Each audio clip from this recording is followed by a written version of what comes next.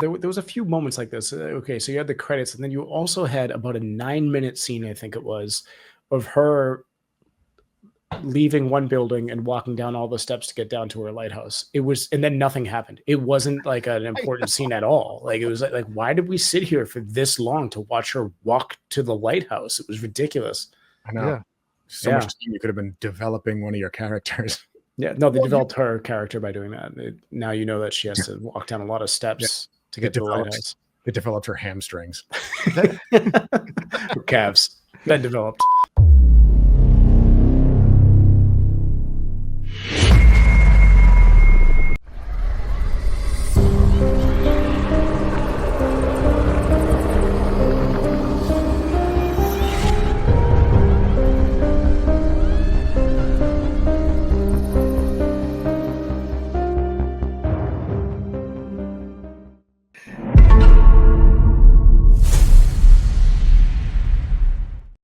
Welcome in, everyone, to another HTGS review. We are reviewing what many believe is a classic today. But do we agree?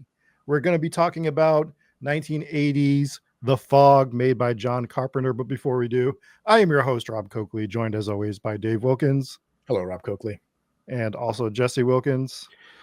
Good to be here, boys. And without further ado, Dave, will you just jump right in and give us a synopsis of this movie that we are going to spoil?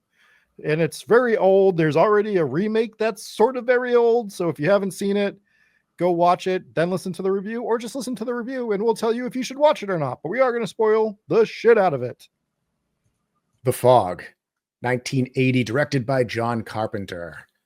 Strange things begin to occur as a tiny California coastal town prepares to commemorate its centenary. Inanimate objects spring eerily to life. Reverend Malone stumbles upon a dark secret about the town's founding. Radio announcer Stevie witnesses a mystical fire, and hitchhiker Elizabeth discovers the mutilated corpse of a fisherman. Then, a mysterious iridescent fog descends upon the village, and more people start to die. So, this was John Carpenter's second cinematic film after the 1978 Halloween movie he did. And I really liked the format of this movie, how it was set up. Starts with an opening ghost story, then it gets into the history and kind of the origins of the haunting, and then dives right into the haunting. I think that's a fantastic structure. That's such a good structure, some would say. That's right. It's really one to be modeled at after. Yeah. But what I will say about this movie, which I really do appreciate, is the fact that it is basically a ghost pirate movie. And there aren't enough ghost pirate movies. And this one is a classic ghost pirate movie. And I like the story. I like the lore of it. And I thought it was generally well done. I have a lot of negatives, but for the most part, I like the premise and the general feel of this movie. And as far as John Carpenter's work, his body of work goes, I think this is one of his better ones. I think there is a lot lacking in this movie. I think there is a lot of strong things that they could have done with it. I think it was a tough premise to pull off in 1980 for reasons we'll get into. I don't think it's a bad movie, but I don't think it's a great movie overall either, is what I will say. I suppose I should add that when I say I think it's one of John Carpenter's better among his body of work, aside from The Thing, I think his body of work is largely overrated. Oh, hot take alert coming in. Mm-hmm. Wow. So you were going to get yelled at in the comments for that one. I'm fine with it. Jesse, do you have any opening thoughts on this movie? I had never seen the movie until earlier today. So this was my first time watching it. I was pretty bored for the entire movie. I mean, I understand it's a classic, so I hesitate to really lay into it. But overall, I didn't have a great time watching this movie. Kind of found it hard to get through it. I mean, lay into it. The premise was kind of fun. The kills were dull. Just the same thing over and over again. Just someone gets grabbed from the fog. You don't see anything. There's no blood. There's no gore. Story was fine. I did really like the tie-in to Ghost Pirates. That's when I started enjoying it. For positives, I mean, I thought actually the ghosts looked pretty cool when you finally saw them at the end, when they kind of revealed them with their red eyes and kind of piratey look. I thought that was pretty cool. I thought the movie wrapped up just fine. Just the fog machine effects. I mean, it's the 80s, but overall, it just never really pulled me. Like, I wasn't really interested in the movie the entire time I was watching it. So, how much foggier do you need the fog to be? I mean, I know fog from a fog machine is fog. right. I mean, your CGI fog was really bad, but I mean, it's the 80s. So what are you going to do? And it just really looked like someone standing behind a wall, just piping in a fog machine. I don't know. I don't know what you could have done differently with the fog, but it was, it was more about the kills.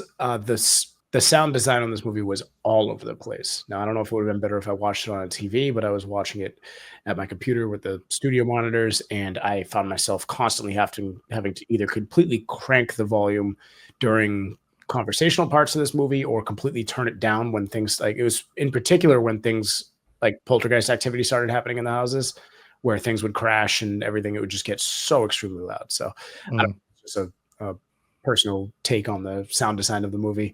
Score was hang on. We're not, the sound design, while we're on this, is my biggest negative of this movie. This is the worst sound design of any movie that I've ever seen. If this had a better sound design, I might have liked this movie. Might have been in the 4s for me, but the sound design was so annoying.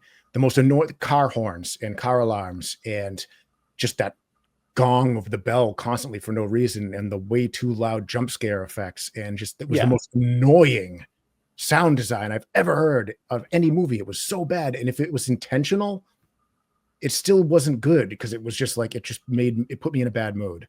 Right. The knocking on the doors were way too loud. Or I don't know if it was knocking on the doors or a peg leg or whatever that noise was supposed to be. Way too many knocks, way too loud. So just all over the place with that. And I feel like that could have been something that you could easily fix down the line. Like, they could have easily gone back, thrown a limiter on it, and compressed some of these loud sounds so it's not so atrocious years and years later. When you re-release it for streaming services, you could easily go back and fix that. But and it's just not even that. It's just like the noises they chose to use, like the car alarm, for way too long. It's like, dude, I get it. It's a fucking car alarm. Get it out of my ears, please.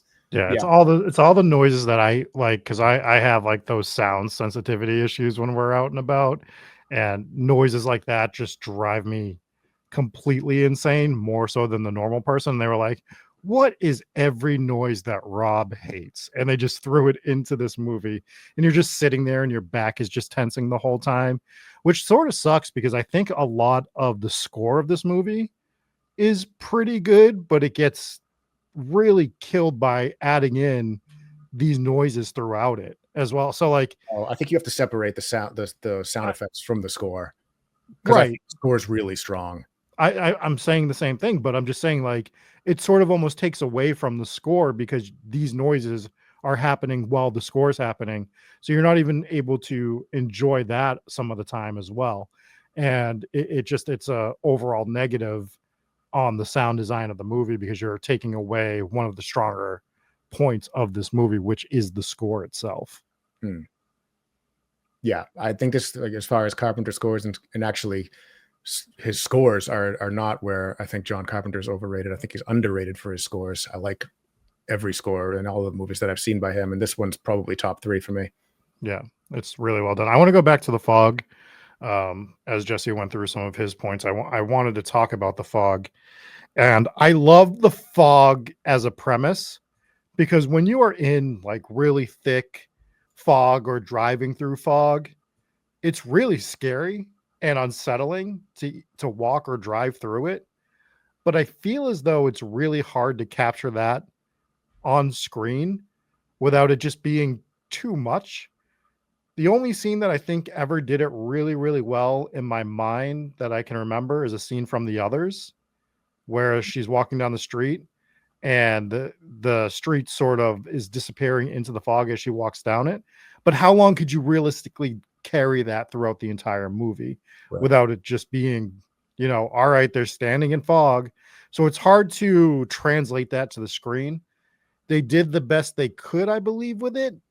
But the one scene of the fog that is like just absolutely terrible is when it's coming in from the ocean. It looked too bad. Like, even for 80 standards, like, it was a really bad scene. You're doing a lot of practical effects through this movie, and that cheesy look, like I said, I know it's 1980. I know we try to give a pass for these things sometimes with the CGI, but this just looked like shit. I mean, You this was early. This was February 1980 when it came out. This was shot in the 70s. So it's like Right. to say 80s effects is it really kind of not even true. Right. And it's just, it is not, it looks terrible. And I would have rather them have done some sort of fog machine on the beach with the blue light shining through it, showing it rolling in off the ocean or something. Or Figure that out. just choose a foggy morning or something. Yeah, or just choose a foggy night, or I don't know, something that just looked terrible. But I think that is like the overwhelming thing about this movie is it has such a strong premise that I think even today is hard to translate to screen.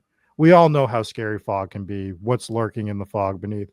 Great idea. So much better as a book as you're imagining it, because you can see it in your head better. That visual is really hard to just put up there, is my overall take on the main premise of the movie, which is the fog rolling in, you know? Right. And I actually I thought I agree with Jesse that the kills were lackluster, and to be fair, they were added after the fact, last second, because John Carpenter, after the success of Halloween, was like, we gotta have kills. We can't have this without kills, which is just a dumb call, because I don't think they needed the slasher kills in this. It was a good ghost story, and I think it would have been equally as creepy, if not creepier, if the fog just kind of consumed the people and they were never seen again, right? Or pulled in. They don't have to be slashed. That's just, him trying to recash in off the Halloween success. Well, they can be seen again. Just show them like the guy on the boat. That Like they just disappear into the fog and then re-show up like all mangled or something. Yeah, like that would have been, I think, a better thing to do, because that body, like, you don't see it for long, but when you do see it, it's scary as hell looking. It looks like it had been in the water for however long. Yeah. Fits the story perfectly.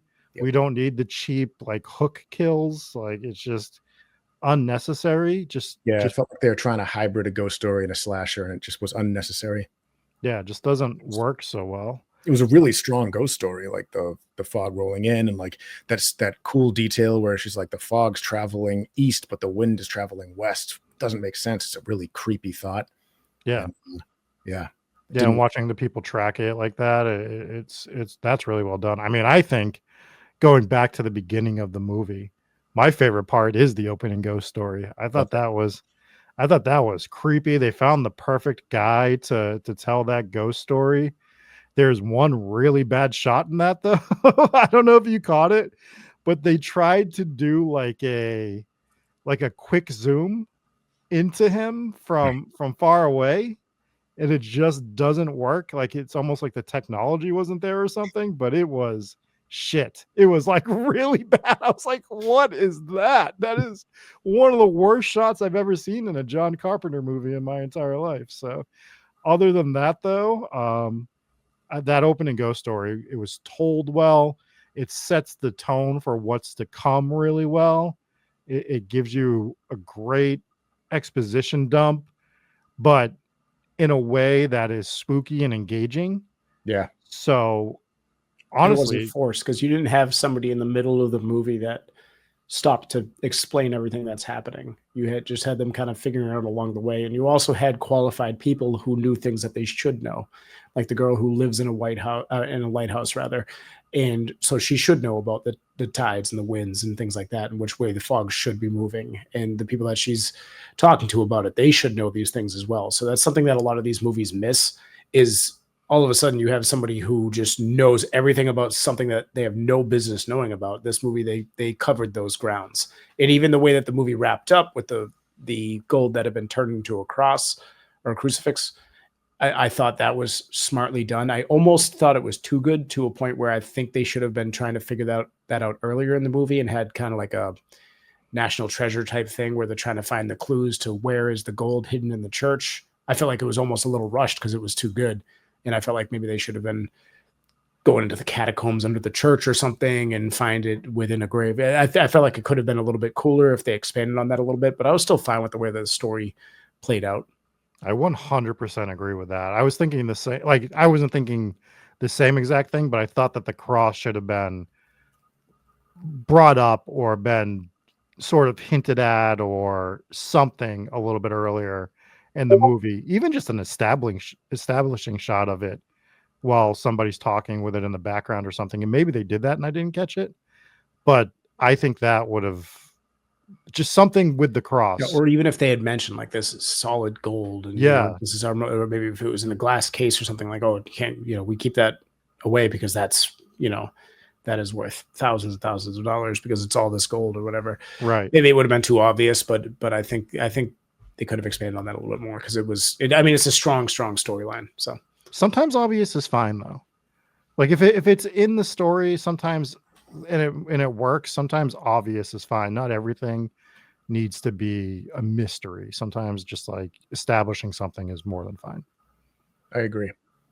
But I thought just the whole entirety of this story where you have the ghost pirates, I guess they're technically not pirates, but they looked like it has a pirate vibe to it, but because they're kind of coming back for their treasure that was stolen, wrongfully taken from them. And so it's kind of like a whole curse situation, which I thought was really cool.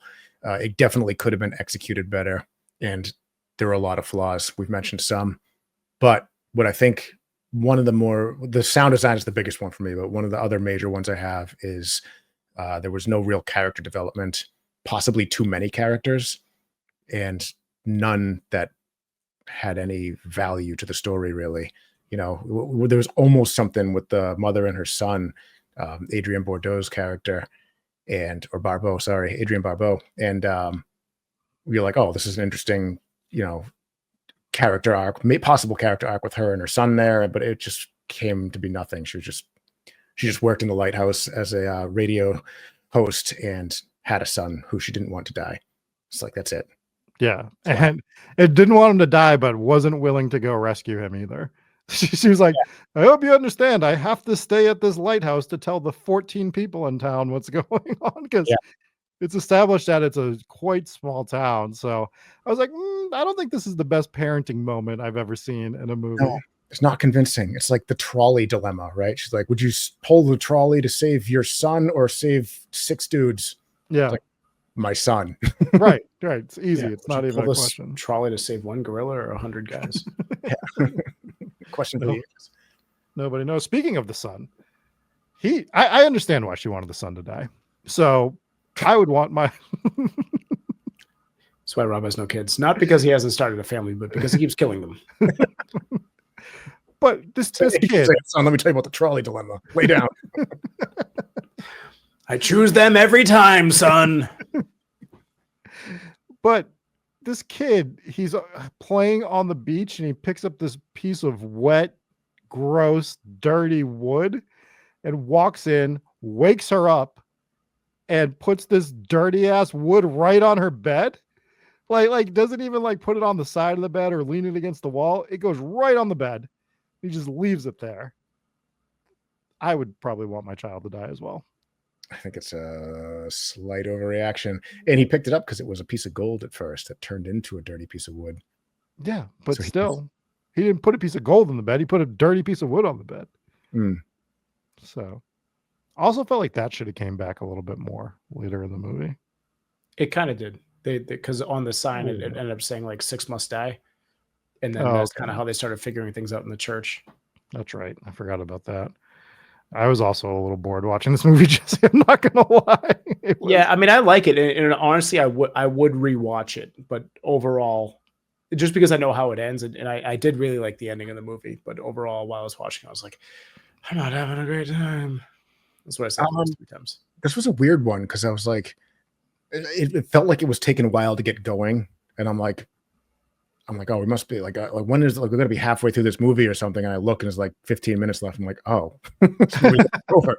Like, how does it feel so slow paced? And then we're at the end, and it was like, oh shit, that was rushed. It's like, well, they started that off in the beginning. Did you guys pause when it finally ended the credits to see how long it was? that they were putting the credits in throughout the opening of the movie. How long was it? 12 and a half minutes in, the credits finally stopped. I was like, It's dude. wild. Yeah, there was a few moments like this. Okay, so you had the credits, and then you also had about a 9-minute scene, I think it was, of her leaving one building and walking down all the steps to get down to her lighthouse. It was, and then nothing happened. It wasn't like an important scene at all. Like it was like why did we sit here for this long to watch her walk to the lighthouse? It was ridiculous. I know. Yeah. So much you could have been developing one of your characters. Yeah, no, they developed her character by doing that. Now you know that she has to walk down a lot of steps to get to the lighthouse. They developed her hamstrings. Her calves. Then developed.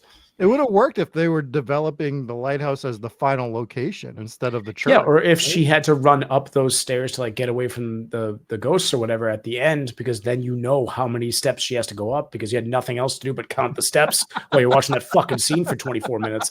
But like, it never came up. She ended up climbing to the roof. Yeah, a little predictable at the end too. Like you knew that they were going to break the curse right before she got slashed at the end, right? Yeah, it was so obvious. It was sort of a paint by numbers movie. Mm-hmm. I feel it came along late enough that we can say that it was paint by numbers on this movie. Maybe. I think so. Yeah, I mean, like it's tough for me to take myself out of, where I've watched probably 2,000 horror movies, and for me to say something was predictable is like, well, sure, dude, this movie is 44 years old or whatever it is, 45 years old. Yeah. And, and you've seen every horror movie, so you probably see it coming. Whereas, a lot of the movies that I've seen probably took cues from this one. But I do kind of agree that it's somewhat of a paint by the numbers with the little twist at the end, sort of. It has a great cast, though, overall, and I think everyone plays their roles with what they're given well. You do get Jamie Lee Curtis and Janet Leigh in the same movie, which only happens a few times, which, that is Jamie Lee Curtis's mother, who also starred in Psycho, which is fun. You get Tom Atkins in this movie, who teamed up with Jamie Lee Curtis, is the first two like real protagonists of the Halloween series, because it's Jamie Lee Curtis in 1 and 2 and Tom Atkins in Halloween 3, Season of the Witch. So that's a little fun nod as well. I thought her being a hitchhiker was funny. And as I was watching it, I was like, because we're old enough that we've seen hitchhikers, but I was like, when was the last time that I've actually seen a hitchhiker? And it's got to be over 10 years at this point since I've seen. I still see them from time to time, but I don't think I've ever in my entire life seen a female hitchhiker. It's always just some dude with a bunch of DUIs. And then I'm like, sorry, Dave. I can't. sorry, Dave. I have 0 DUI. But I was like, wow, it's just, I mean, I know that thing died down. You could even hear it in her dialogue in the 1980s. She's like, I don't want you to be a weirdo. They were finally realizing that hitchhiking was a bad idea, and it was so prevalent in the 70s. So, but the other thing I didn't like about Tom Atkins and Jamie Lee Curtis's characters, this sort of was weird to me. They were so touchy-feely in every scene. Like to an overwhelming extent. Like they just met, and every scene they were in together, one had to be touching the other. And it just like, it was really weird in that respect. That I guess it checks out a little bit. Like, couples that they're like new couples and they're just all over each other. Yeah. If they had been in this movie, if their story was that they had been together for a long time, I'd be like, this is nonsense. Like this isn't how long-term relationships work. This is just for me and you, Jesse. No, none of our listeners, not even Dave. But do you remember years and years ago when we used to go to these local poker tournaments? There was that dude that would always bring his girlfriend, and while he was playing, she just was always hanging all over him during the entire tournament.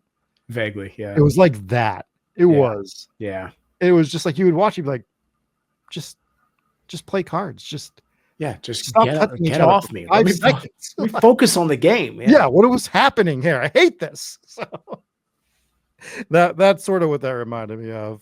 But I think it was you, Dave. I don't think they established any of the characters well enough. They tried to do something with Tom Atkins. Jamie Lee Curtis was just sort of there. Like, she wasn't a bad actress or anything in the movie, but she was just sort of there. I don't think Yeah, it I was. feel like she was underutilized in the movie almost. Yeah. Yeah, I almost feel like she was kind of just stuck in there because she was such a smash hit in Halloween, right? Right. Like, I got her in there, even though we already have, Adrienne Barbeau, who I thought did better, I guess, or I don't know, maybe it was just a better character, but yeah, I don't think anyone did really poorly in this. It was just it was weird. Like, they spent not enough time developing the character and way too much time of her radio show. It's like 40% of the movie was her radio show, which, I mean, it wasn't terrible, but it wasn't necessary to have that much of it, Yeah.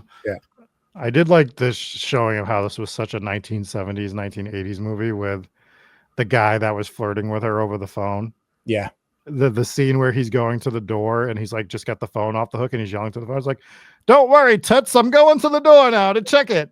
It's like, all right, sweet cheeks, don't worry, I'll be fine. You're just like, dude, chill out. She's a classic womanizer. You know what's funny is that, like, these people who call radio stations, they haven't changed. They still do it. So I don't get flirted with, but when, like, get old people who, so I work at a radio station for audio listeners who don't listen or don't know, or for audio listeners who don't listen. they just turn the volume down. What do you do?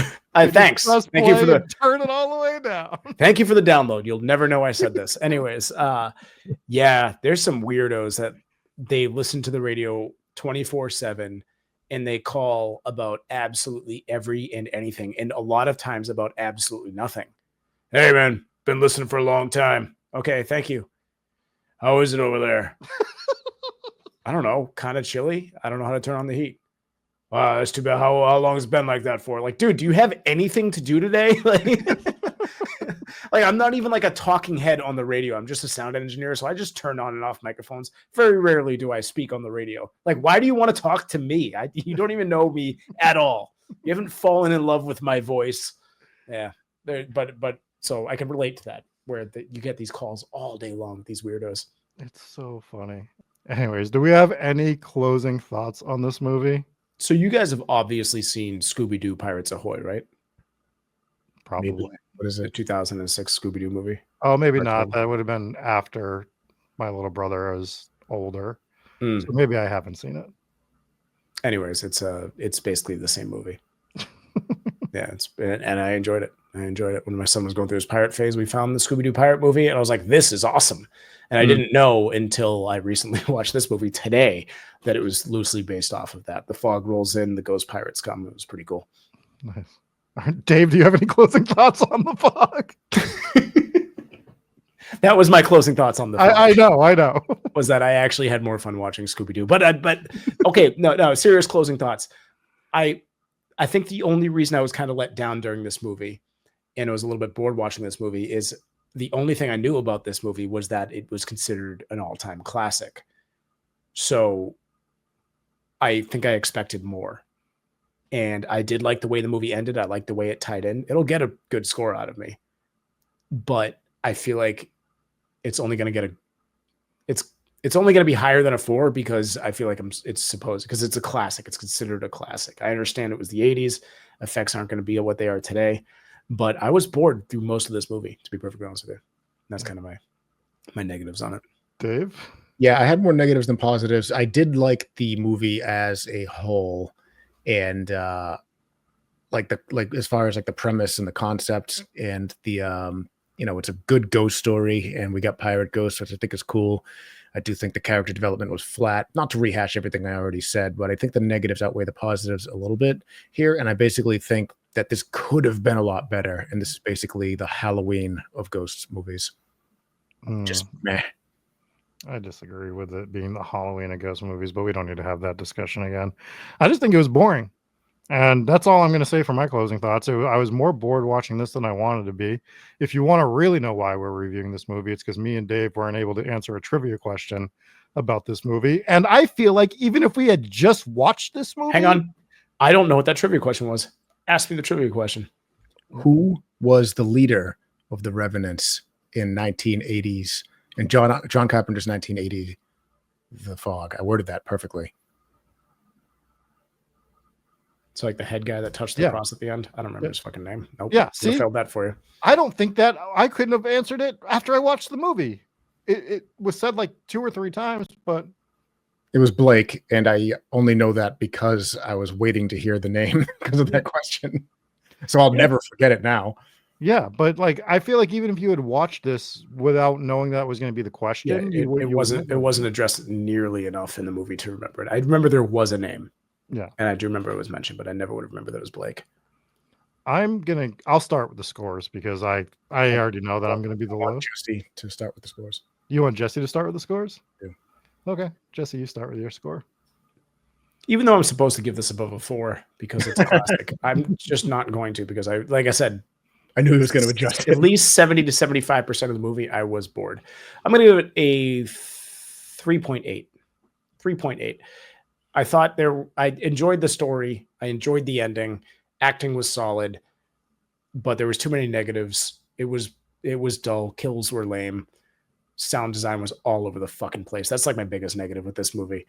Same. And that's about it. You want me to go next, Dave? Sure. All right. Well, I have pretty much all the same complaints as Jesse. Just bored to tears. Anytime a movie is an hour and a half, and I thought I was watching it for 2 hours and 15 minutes or longer, that's a huge negative for me. There is solid acting. There's decent directing. There's some good sound design, but it still doesn't make it worth watching. And I think that it's a 2.3 for me. That's insane. I think that's way too low. I agree with a lot. We all have the same exact thoughts on the movie. Our scores are like wildly different, but I was not bored to tears. I thought it was an interesting story, and with the fog creeping in and picking people off, I thought it was good. It was a ghost story, right? It's creepy, had eerie vibes. I loved the opening scene, like we said, and I thought it ended pretty strong. And my critiques in the middle, I mean, man, the sound design brought it down. I probably would have had it at a 4.1 if it wasn't for the sound design. I got it at 3.6. I was the highest. All right, I'm changing again. I'm at a 1.2. No, I'm kidding. No, I still think, even though I was like, I'm not going to let the fact that this is considered a classic weigh in on my score. I think it still did a little bit, but I just don't think it was done well. I get an automatic full point for being pirate ghosts. Oh yeah. Yeah, I just think that not knowing what you want your movie to be is like detrimental. And it makes so much more sense, Dave, after you say they went back in and added some of those like slasher kills, because it just felt unnatural to the movie. And that's like, it really takes you out of it, where there's a creepy story here and they implement it well sometimes. And then sometimes it's just like, all right.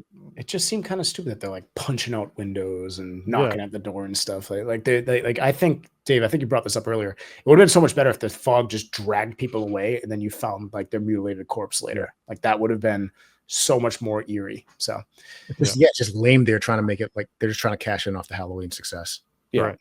All right. So I'm sticking with my 2.3. I think like it's watchable, but I think it's mid. Like I think it is the epitome of mid, and mid is 2.5. So it's being a little more boring. I'm going to drop it a little below a 2.5. So that's where I stand on it. But what is your score? Am I right? Is Dave right? Is Jesse right? Are we all? We all have this. We all have the same opinions, but very different scores. It's wild. So, let us know in the comments what you think. Leave your score there. Let us know what movie you want to see us review. But I honestly thought I was going to come in here and be the only one that thought this was kind of boring. I was like, these guys are going to love this movie and they're going to hate my take. But no, I thought it was. We all have the exact same opinion. Although I didn't think it was that. I wasn't bored. We've already talked about it. I'm just going to end the show now. Let us know what you thought of it. We'll talk to you guys next time here at HTGS Reviews. Peace.